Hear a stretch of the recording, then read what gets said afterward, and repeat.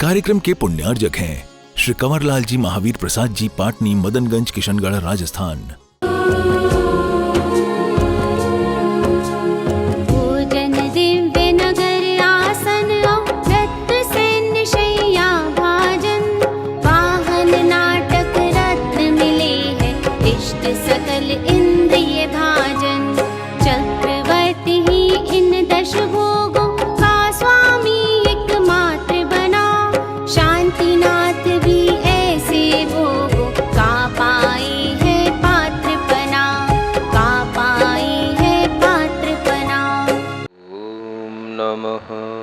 सिद्धिभ्यः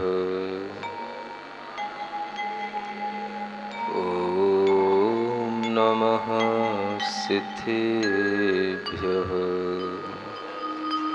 श्री शांतिनाथ पद पंकज चंचरीका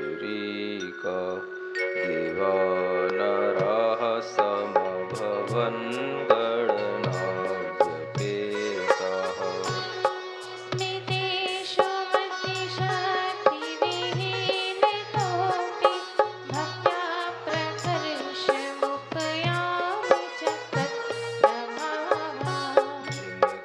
जब आचार्य महाराज ने सब कुछ अपने मन में विचारा और विचार करने के बाद में उनका विचार क्या था वो नेमिनाथ भगवान ही जानते होंगे। वह विचार कर रहे हैं कि मुनि महाराज के लिए हमें दीक्षा देना है, माने मुनि दीक्षा देना है और इन क्षुल्लक एलकों को हम दीक्षा दें। उन्होंने उनके लिए कुछ रोक भी दिया, कुछ संबोधन भी कर दिया और वह जो क्षुल्लक एलक थे वो संतुष्ट होकर के बड़े हर्ष के साथ में कि भाई अब बहुत जल्दी आने वाले मुकुट सप्तमी के दिन के आसपास या मुकुट सप्तमी को क्षुल्लक मुनि दीक्षा हो जाएगी। ऐसे भाव में वो अपने बड़े हर्ष के साथ में बैठे हुए हैं और वो समय आ रहा है, लेकिन आचार्य महाराज की तरफ से अभी निर्णीत कुछ नहीं है। संभावनाएं सब कुछ हैं और निर्णय कुछ नहीं है, और उसमें एक निर्णय सागर महाराज भी है। अब यह क्षुल्लक दीक्षा का जो क्रम था ये तो बहुत दिनों से जो केवल अभी कुंडलपुर में हुआ था, उसके बाद में फिर क्षुल्लक दीक्षाएं भी नहीं हुई थी और उसके बाद में आचार्य महाराज को मुनि महाराज इन्हीं क्षुल्लकों को बनाना था। लेकिन आचार्य महाराज के दिमाग में न जाने क्या आया कि जो ब्रह्मचारी लोग उन्हें दिखाई दे रहे थे उन ब्रह्मचारी लोगों को उन्होंने छठ से एक दिन पहले पंचमी को दोपहर में बुलाया एक एक करके और सबका मन लिया। कल आप लोगों के लिए अभी साधना की शुरुआत करना है, इसलिए प्रारंभ में सीधा मुनि तो नहीं, एकदम से पहले क्षुल्लक दीक्षा देने का विचार है, ऐसा भाव किया है। कायोत्सर कर लो। तो जिनको कायोत्सर करना है, माने दीक्षा लेने में किसी भी तरह की कोई उन्हें समस्या नहीं है और तैयार हैं, तो वो कायोत्सर कर लिए। और वे दोपहर में उन्होंने उसकी घोषणा एक तरह से जब कायोत्सर हो गया तो उसका अपने आप एक भाव सबके लिए सामने आ गया कि छठ को कल जो छठवीं आ रही है, नेमिनाथ भगवान की छठ है, इसको इस छठ पर क्षुल्लक दीक्षा होगी। और उस क्षुल्लक दीक्षा में जो ब्रह्मचारी लोग थे उन सबके नाम उसमें आ गए और शाम का केवल बस समय बचा था। सबने जिस तरह से लोगों को पता पड़ा होगा, लोगों ने अपने अपने जगहों पर मैसेज किए होंगे। उस समय पर ऐसे मोबाइल नहीं चलते थे, फ़ोन चला करते थे, टेलीफोन, और उन टेलीफोनों के माध्यम से जो लोग, अब एमपी के लोग तो एमपी में पहुंच ही जाएंगे, समझ आ रहा है, जो लोग और दूर दूर के रहे होंगे उन्हें आने में असुविधा हुई होगी या वो नहीं भी आ पाए, तो दूर दूर के लोग वहां पर भले ही नहीं पहुंच पाए, लेकिन उस समय पर जो लोग आ रहे थे कुछ तो इस मनोभाव से आ रहे थे, पहले से पता था मुनि दीक्षा होनी है, मुनि दीक्षा होनी है, मुनि दीक्षा होनी है। अब दीक्षा तो हो ही रही है, कोई सी भी दीक्षा हो, नए ब्रह्मचारियों की दीक्षा हो रही है, तो उस समय पर जो जन सैलाब उमड़ा था वो बहुत बड़ा जन सैलाब था, क्योंकि आचार्य महाराज ने 88 के बाद में 97 में वह नेमिनाथ छठ को दीक्षा दी थी, माने 9 साल बाद उन्होंने दीक्षा देना प्रारंभ किया था। इसलिए बहुत समय से लोग प्रतीक्षा में थे। तो वह जन सैलाब जो उमड़ा, उसे वह वहां पर 7 क्षुल्लक दीक्षाएं देखने को मिली, और उन 7 क्षुल्लक दीक्षाओं में यह आत्मा भी थी जो 3 इधर और 3 इधर बीचों बीच में थी। अब उस क्षुल्लक दीक्षा के समय पर जब आचार्य महाराज ने दोपहर में बताया, शाम को लिए अब क्या हो सकता है, सुबह तो दीक्षा होनी है दूसरे दिन, तो वहां पर लोगों ने अपने अपने हिसाब से तैयारियां की। बगल में खाते गांव लगता है, एक तरफ हरदा लगता है, दोनों समाज के लोग मिलकर के तैयारियां करते हैं, और शाम को ही सब तरह से लोगों के लिए मैसेज करके और अनेक तरह से उन सब ब्रह्मचारियों को अच्छे ढंग से जैसे बिनौली निकालते हैं, सजाते हैं, तो उस तरह से सब कुछ करके, और उसी दिन रात में केशनोच आदि के भी कार्यक्रम होते हैं, और सुबह फिर आचार्य महाराज के लिए सभी ब्रह्मचारी लोग मिलकर के पड़गाहन भी करते हैं, आहार भी देते हैं, और फिर उसके बाद में दोपहर में वह दीक्षा का कार्यक्रम होता है।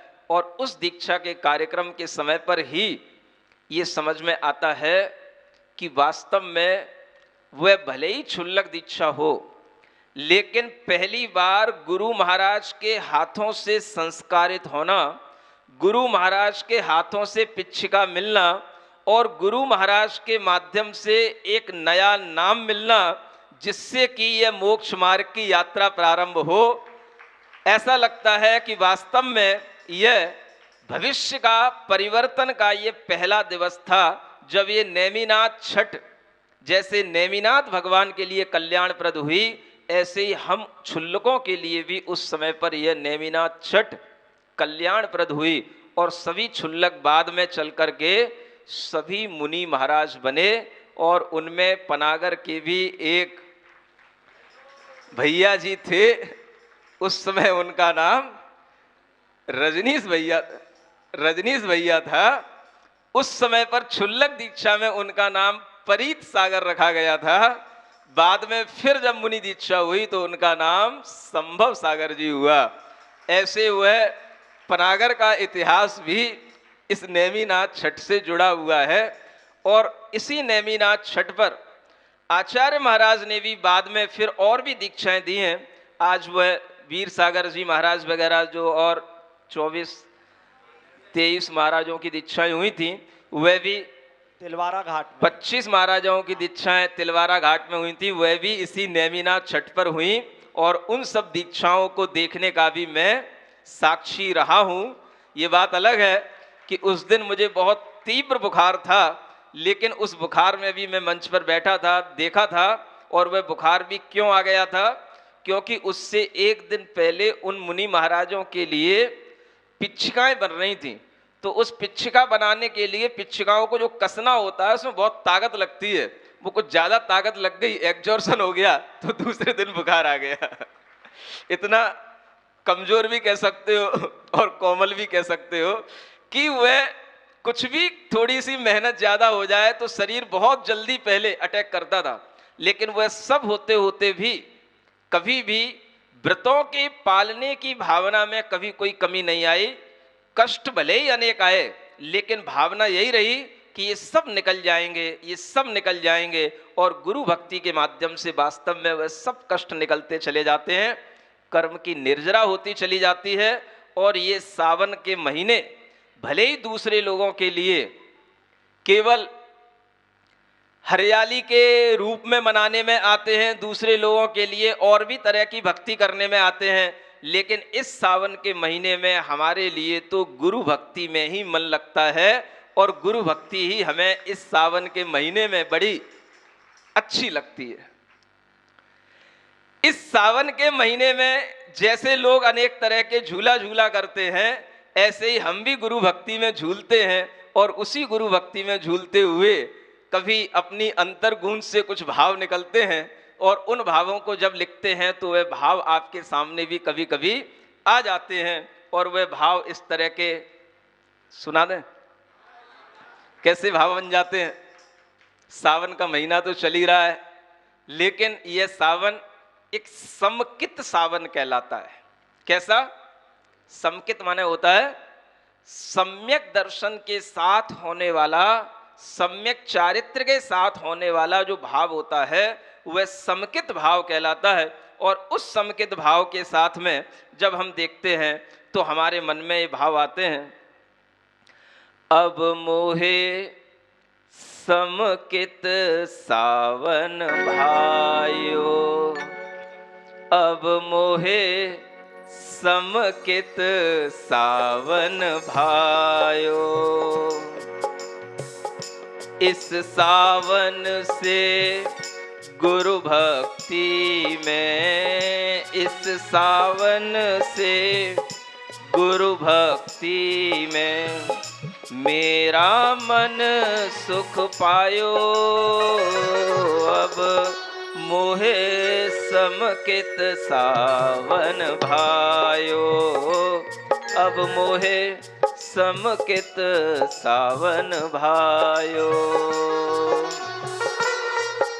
और सावन में क्या होता है? सबसे ज्यादा सावन में झूला झूला जाता है ना। झूले पे एक छत होती है, छत पे रस्सी बांध करके नीचे उस झूले की दो डोरियों के रस्सियों के बीच में एक तख्ती लगा दी जाती है और फिर उस पर बैठ करके सावन का आनंद लिया जाता है, हरियाली का आनंद लिया जाता है। देखिए गुरु भक्ति में समकित भावों के साथ में समकित सावन का आनंद कैसा होता है। सिद्ध शिला की छत पर मैंने, सिद्ध शिला की छत पर मैंने भक्ति डोर लटकायो, भक्ति डोर लटकायो,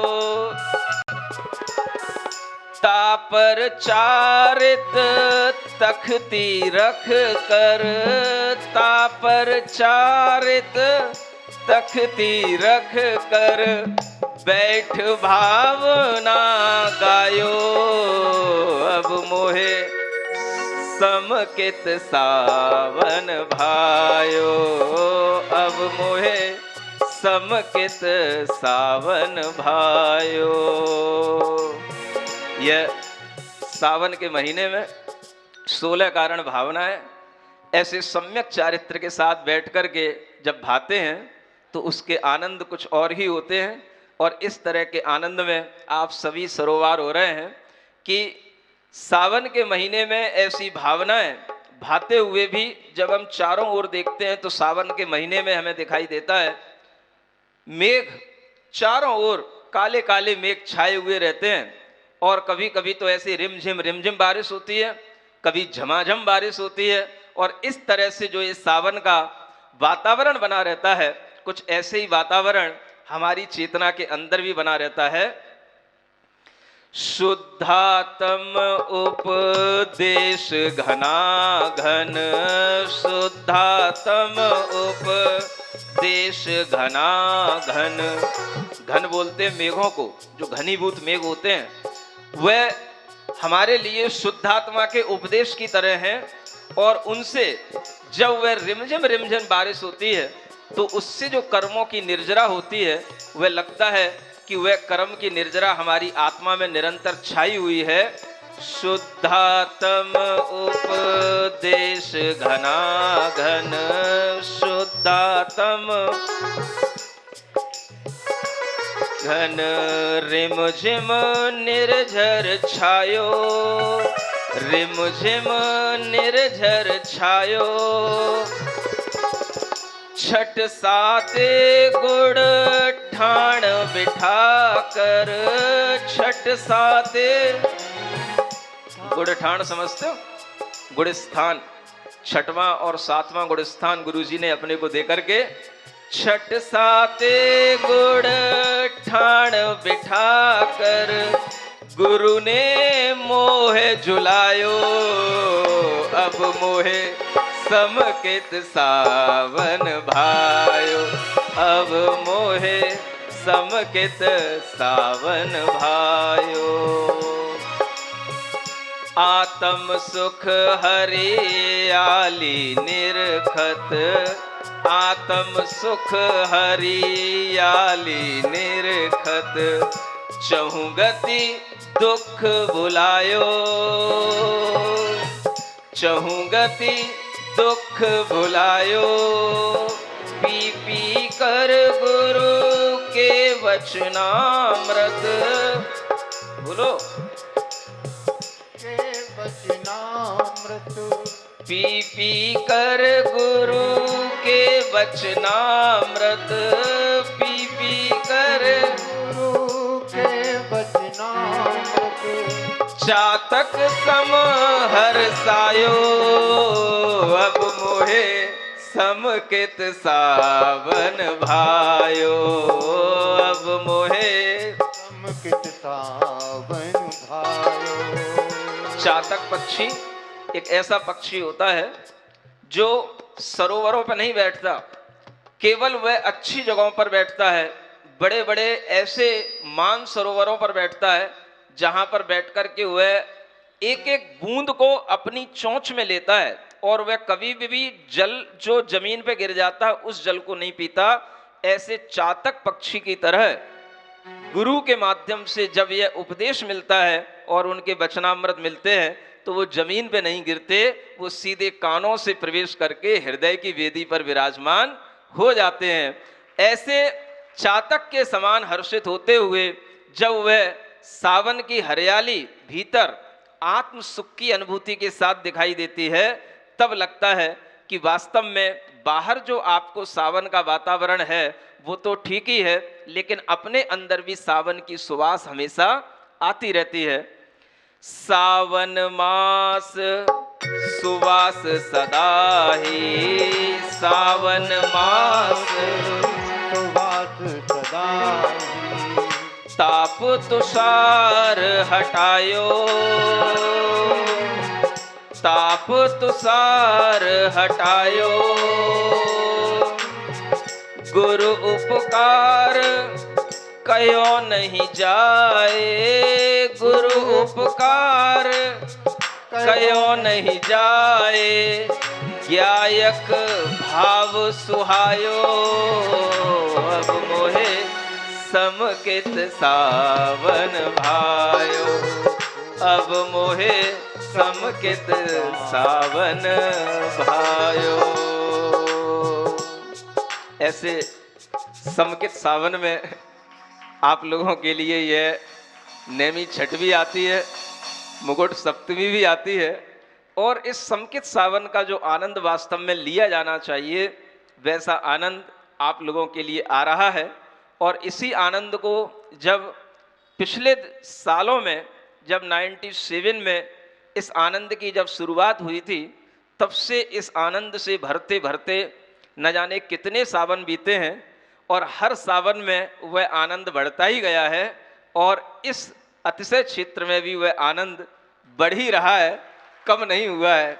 भगवान से प्रार्थना करो कि ये आनंद हर साल हर सावनों में ऐसे ही बढ़ता बढ़ता अग्रिम और आगे आगे होता चला जाए और इसी प्रकार के आनंद से हम उस अनंत सुख की यात्रा को पूर्ण कर पाएं, जिस अनंत सुख की यात्रा के लिए नेमिनाथ भगवान ने अपने रथ को घुमाया था। वैसे ही उसी तिथि में अपना जीवन घूमा, पूरा डाइवर्ट हो गया और सारा का सारा वह जो जीवन अब समर्पित हुआ या तो गुरु के लिए या अपने लिए। ऐसे वह क्षण जो होते हैं, उन क्षणों में जो अनुभूतियां होती हैं और जो गुरु के उपकार होते हैं, वह सब इसी प्रकार की भावना से आपके लिए कुछ कहे जा सकते हैं। बाकी तो जैसे आप लोग कहते हो मरे बिना स्वर्ग नहीं, ऐसे ही जब तक आप लोग त्याग नहीं करोगे, दीक्षा नहीं लोगे, गुरु के द्वारा संस्कारित लोग नहीं होगे, तब तक आपको ये अनुभूति जो आनंद की है ये होने वाली नहीं। लेकिन जब आप सोचते हो कि जब इस अनुभूति को अभिव्यक्त करके सुनने में इतना आनंद आता है, तो इसको महसूस करने में कितना आनंद आता होगा। ऐसा अनुमान लगा करके भी आप इस प्रकार की अनुभूतियों में ढलने का भाव करो, प्रयास करो, तो आज हम अरिहंत भगवान की भक्ति कर पाए, आचार्य भगवान की भक्ति कर पाए। और आचार्य परमेष्ठी की ही ये भक्ति है जो यह रूप इस नेमिनाथ छठ को बदला, क्षुल्लक के रूप में बदला, फिर बाद में कुछ दिनों के बाद उसी नेमावर में ऐलक के रूप में बदला, और फिर कुछ ही दिनों के बाद में मुक्तागिरी में वह रूप ऐसा बदला कि कपड़े से उस रूप को ढांकने का फिर कोई प्रावधान पूरे जीवन के लिए नहीं रहा।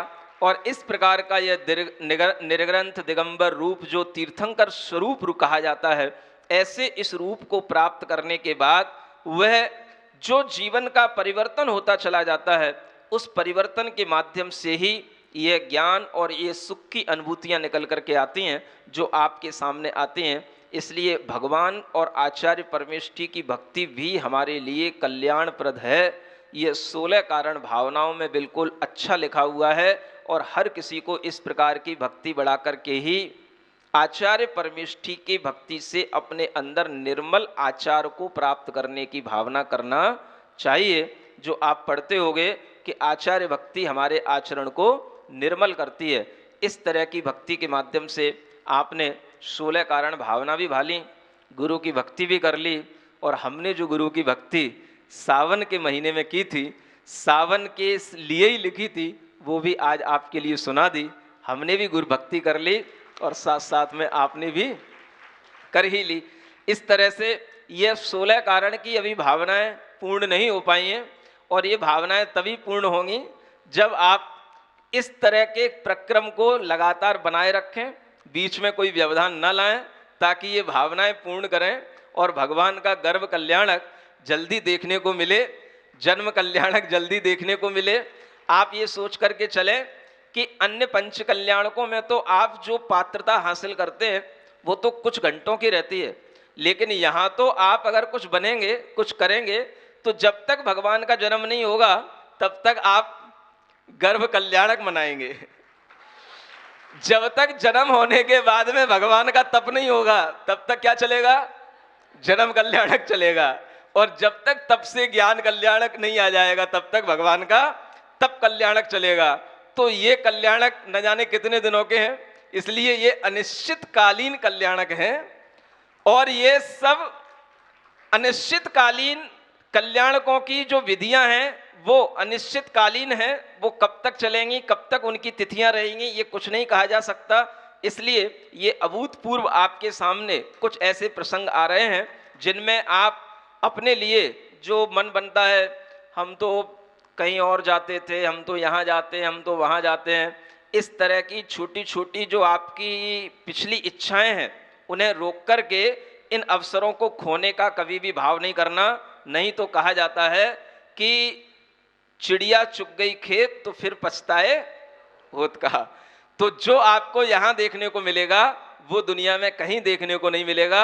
इसलिए देखते रहिए आगे आगे होता है क्या। बोलिए शांतिनाथ भगवान की। चलो 2 मिनट के लिए सीधे बैठ जाते हैं।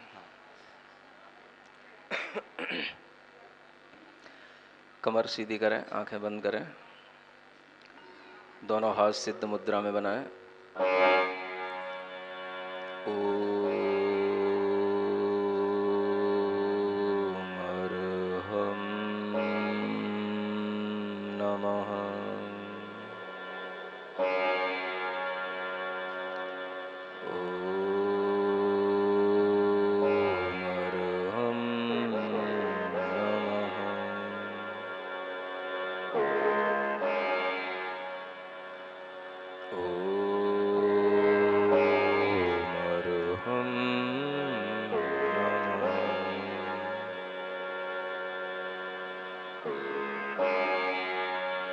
हाथ नीचे रखें,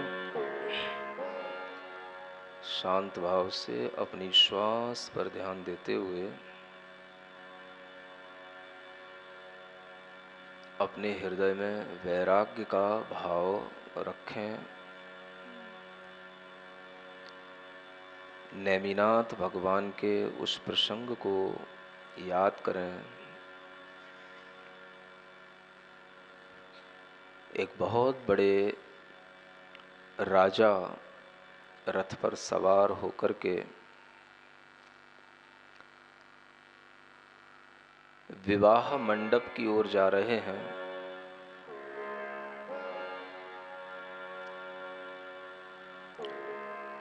आगे बहुत पैदल सेना चल रही है, पीछे बहुत प्रजा के लोग चल रहे हैं।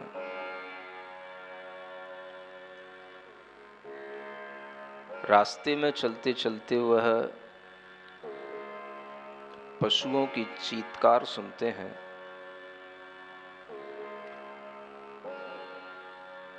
उन पशुओं का क्रंदन सुनकर के, चीत्कार सुनकर के वह अपने निकट के मंत्री से कुछ वार्तालाप करते हैं और वह वार्तालाप करने के उपरांत ही उनके परिणाम बदल जाते हैं और उनकी यात्रा जो संसार मार्ग की ओर आगे बढ़ रही थी, वह एकदम से अपने रथ को बिना किसी को कुछ कहे मोड़ देते हैं और उनकी यात्रा मोक्ष मार्ग की ओर चल पड़ती है। लोग सोच भी नहीं पाते कि ये कहाँ जा रहे हैं, क्या हो रहा है। और वह उस गिरनार पर्वत की तलहटी में सहसा वन की ओर अभिमुख होकर के उस वन में प्रवेश कर जाते हैं।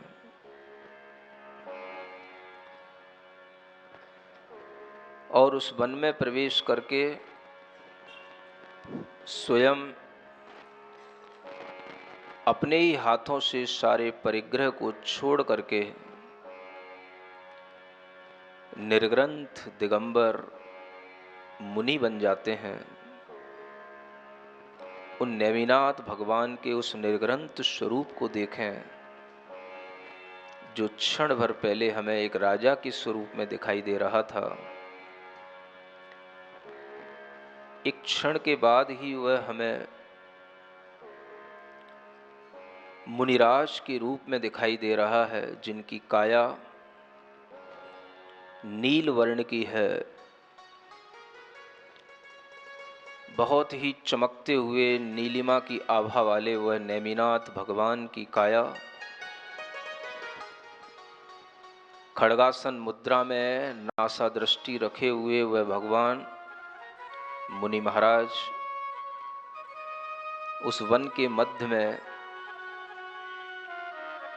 आत्म ध्यान के साथ में स्थित हैं।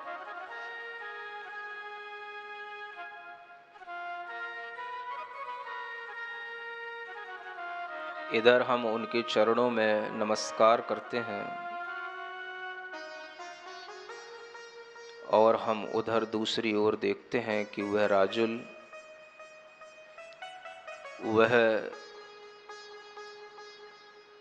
अपनी ओर आते हुए नेमिनाथ को देखकर के जब हर्षित हो रही थी, वह जब लौट जाते हैं तो विचार करती है,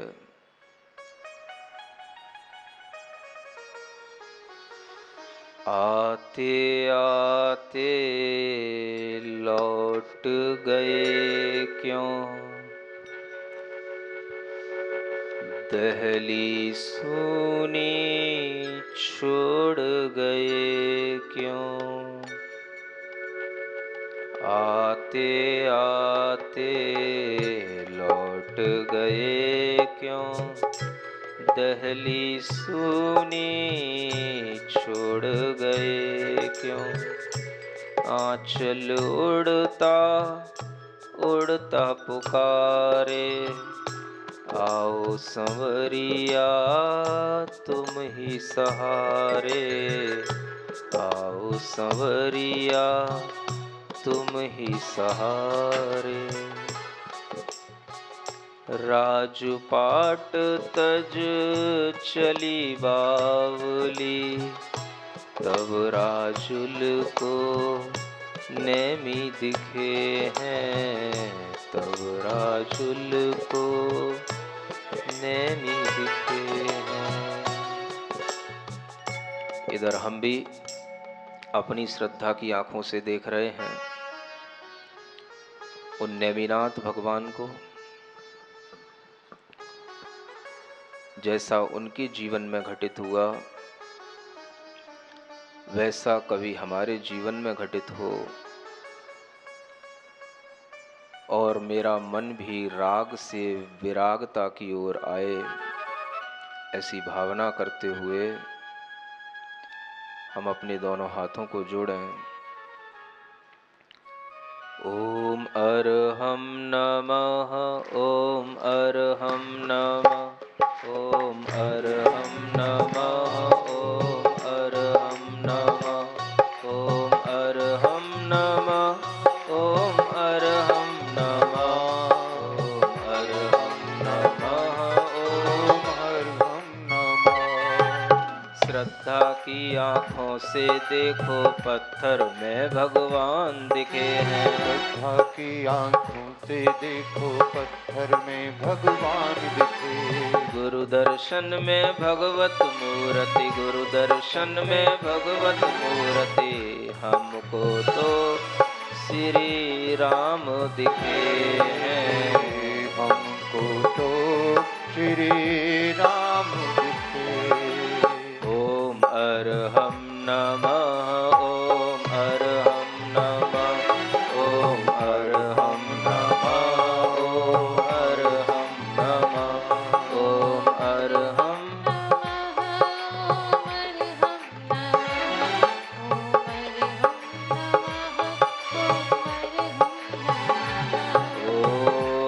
ओम अरहम नमः। अपनी दोनों हथेलियां घिसें, आँखों पे रखें, मुख पे रखें और आंखें खोलें। बोलिए नेमिनाथ भगवान की।